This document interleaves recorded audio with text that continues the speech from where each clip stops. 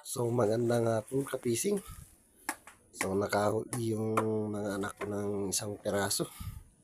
Pang tatlong araw ngayon na laot.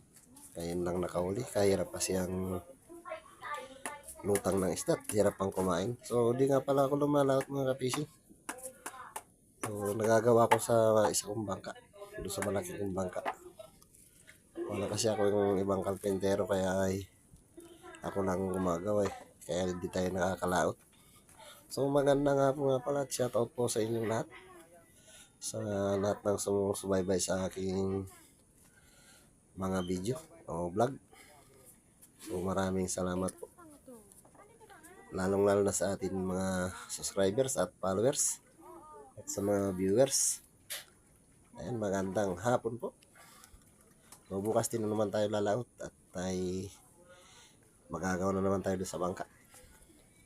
Ayan ang ganito natin video.